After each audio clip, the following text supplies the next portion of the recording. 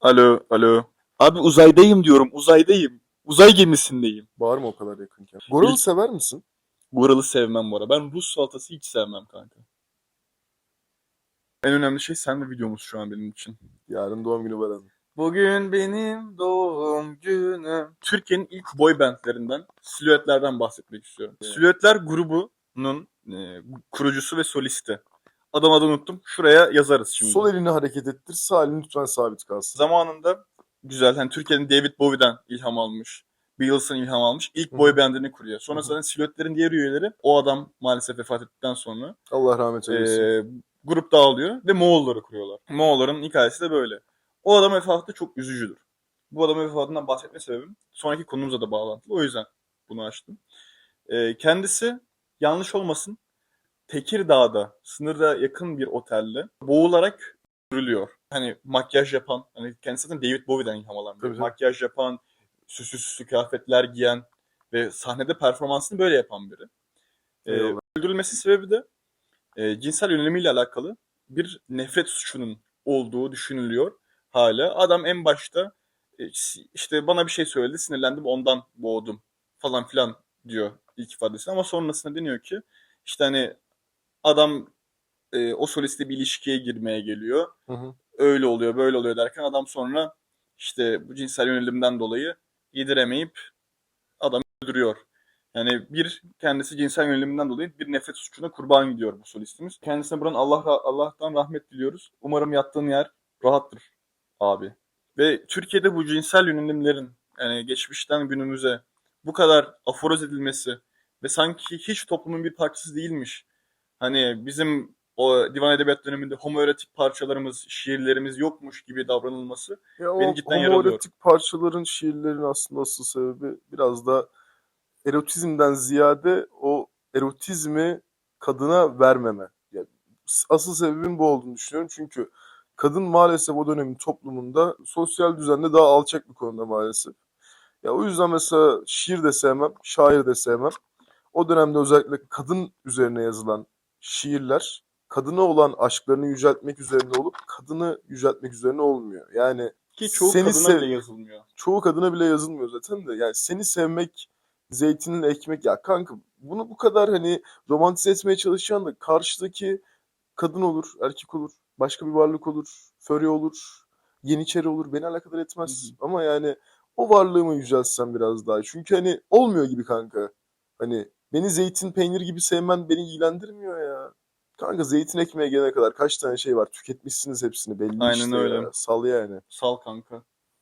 Orada zaten hani bu şiirlerde gördüğümüz muhabbet, yani bir şairin başka bir şaire veya bir tasavvuf eseri olarak aşka yaptığı yüceltmeleri görüyoruz. Ve hani o dönem minimalinde konuştuğumuzda bir erkeğin bir erkeğe duyduğu aşkın daha ulvi olduğu düşünülüyordu. Evet. Bu hani bizim düşüncemiz gibi algılamayın bunu. Hani çünkü algı konusunda bazen kıt olabiliyorsunuz arkadaşlar. Sana demiyorum. Arkadakine diyorum ben. Ona dedim. Neyse. Bir erkeğin bir erkeğe duyduğu aşkın daha yüce olduğunu, daha ulvi olduğunu düşünüldüğü için Evet. homoerotizm diye bir kavram çıkıyor. Bu kavramda zaten şeyle de ilişkidir aslında. Hani derler ya işte Atatürk gibi adam arkasında git anasını satayım. Bu da aslında Homoerotisme aşkın giriyor evet. aşkın algılanış şeklinden biridir. Hani bir öndere, bir kanaat liderine gösterilen bu aşk Evet. bir aşktır aslında. Evet. Evet. Sen çünkü bir aşkı gösterebileceğin en yüce eylem o aşk için demektir. Evet. Bre insanlar bu aşkın en yüce formlarından biridir. Aşk için demek. Homoerotizm konusunda lütfen gereksiz anlamlar yükleyip dediğimiz şeyleri Atatürk hakkında şöyle konuştular böyle konuştular demeyin. Saçmalamayın. Atatürk sevmem mi var lan? Varsa Atatürk çıksın sevmeyen kanka şu an. varsa. Varsa videoyu kapatsın. Bilgisayarını kapatsın. Sonra o bilgisayarı alıp bak sen edit çıkarmamak için şey yaptım. Evet O evet kısmını da onu kestim. çok iyi hallettin kanka. Öncekileri sadece kısmam gerekecek sesini. Niye? Çok mu yakın konuştum? Hayır. Çok fazla dedin. Öyle mi? Öyle dedim mi? Çok dedin kanka. Arkadaşlar bazı şeyleri dönemine göre yargılamak lazım. Aynı zamanda bu homoerotism dediğimiz kavram da çok tükaka bir şey değil yani. Hala da olan bir şey. Ben Baran'ı mesela çok seviyorum. Ona karşı cinsel bir çekim hissediyor muyum? Hayır. Benim yönelimim belli, onun yönelimi belli. İkimiz de birbirimizi çok seven iki arkadaşız. Ve bazı noktalarda birbirimize romantik şeyler de yapıyoruz. Makara. Makara. Ama bu da bir homoerotizm göstergesidir mesela. O yüzden çok tükaka bir şey değil. Bu Bu abartacak bir bir şey değil. kavram ve bu kavram hani yaptığımız eylemlerin açıklanması için yaratılmış bir kavram. Evet. Hani arkadaşlar siz ne derler? Cahillik hem en mutlu hem de en korkulacak şeydir. Evet. Hani cahil insan homoerotizmi Cehalet. duyduğunda cehalet sahibi insan homoerotizmi duyduğunda ne ben homoerotik miyim amına diyor da hani dayı sen okey oynarken aşkım o taş atılır mı öyle diyorsun yanındaki lavuğa Evet. kahvehane. Olay aslında yapılan eylem ne düşünülerek yapıldı değil, daha çok yapılan eylem sadece. Evet, yapılan eylem neyse. Bu hani bunu kesinlikle cinsel yönelim gibi bir olayla karıştırmayın. Bu çok ayrı bir kavram zaten. Hani daha derin bir araştırma, derin bir okuma yapmak isterseniz Araştırma nasıl yapılır ChatGPT'ye sor kanka, çok da zor bir şey değil ya. evet.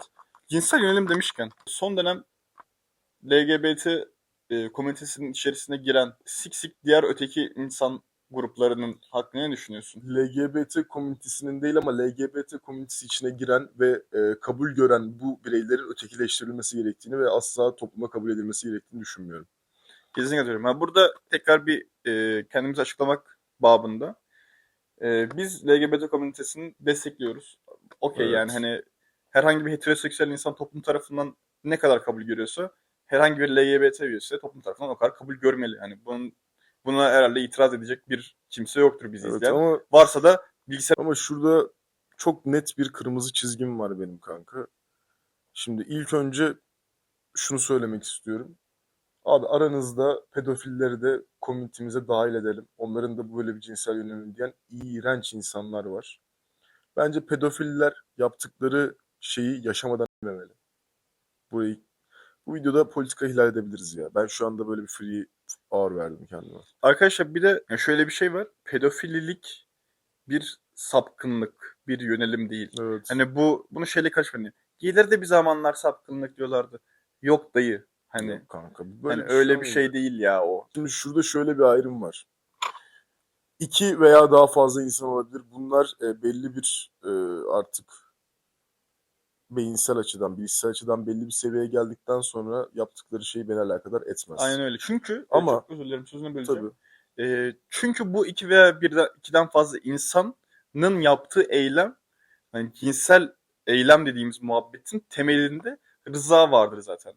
Bu pedofili orospu çocuklarının yaptığı eylemde rızaya dair herhangi bir kavram konuşamayacağımız veya söyleyemeyeceğimiz için evet. bu olmuyor. Hani bunları da komünitenizde barındırıyorsanız ben sizin de iyi kalpliliğinizden şüphe ederim LGBT arkadaşlar. Ya az önce dediğim şey de şuydu pedofillerle alakalı. Rıza alsam da hani aldık diyen olabilir. Böyle orospu evlatları da Yani var çünkü rızanın maalesef. oluşabilmesi kavramı var bir de. Rızanın olabilmesi için karşı tarafın rıza verebilecek bir bilişsel seviyede olması gerekiyor. Sen Kesinlikle. 12 yaşında bir insana rıza alamazsın amına koyayım. Haddine değil, onun haddine değil. Bak kendi rızasını vermek onun haddine değil lan 12 yaşında. Aynen O öyle. yüzden benim bu konudaki net düşüncem şudur. Sizin rızanızı almadan ben de sizi sikmek istiyorum bir gün. Her komünitede olduğu gibi hani bu şey de var. Solcularda da var. Hani Hı solcular hı. bir eylem yapıyor. Tak arkada böyle yırtık Şey pantolondan çıkan bayrağı neydi? şey olmayan o bayrak. İnsan mahlukatları, insan müsveddeleri çıkıyor ve o Evet. bayrağı açıyorlar. İnsan oldukları şüpheli çünkü yani o bayrak altında yaşadığına inanıyorsa dünya toplumlarına herhangi birine ait değil. Uzaylı diyelim. Uzaylı diyelim. Arkadaşlar kendi komüniteniz olsun ve komünitenizin olması bir dayanışma, birliktelik içerisinde olmanız, bu komüniteye ait hissediyor olmanız çok güzel bir şey. Ama komünitenizin bir amacı var. Sizin amacınız her komünitenin olduğu gibi kendi bilinirliğinizi ve farkındalığınızı geliştirmek. Kendinizi toplumda saygı gördüğünüz bir konuma getirmek. Siz bunu yapmaya çalışırken dışarıdan gelip bu emelinize ket vurmaya çalışan insanları da lütfen komünitenizde barındırmayın. Cinsel yönelime kesinlikle saygı duyuyoruz. İkimiz de ve siz de destekliyoruz. Go girl. Ama bazı şeylerin de bokunu çıkarmamak lazım. Şimdi milliyetçiyim diyen bir adama ben saygı duyarım. Ama faşistsen hayır. Ya bu arada Türkiye'deyse milliyetçiyim diyen adama da saygı duymam da. Yani milliyetçiliğin Çünkü kapsamını biliyor mu acaba? milliyetçiliğin kapsamını kesinlikle bilmiyor. Kesinlikle bilmiyor milliyetçiliğin diyorsa kendisine. Kapsamını bilseydi kendisi de ben Atatürk milliyetçisiyim derdi. Durum bu. Videoda 16 dakika olmuş. Gayet yeterli bir süre bence Atasoy. Ne diyorsun? Bence de yeterli bir sürede. Ben burada chillleyip bir 35 saatlik video çekmek istiyorum ya. Kanka bir noktada spora gidecek miyiz? Sporu sektirebiliriz ya. Sporu Bu sektireceksek, full sohbet videosu da olabilir. sporu sektireceksek ben bir işlemeye gidebilir miyim ya? Tabii ki. Mikrofonu da alayım mı yanıma? Alsana.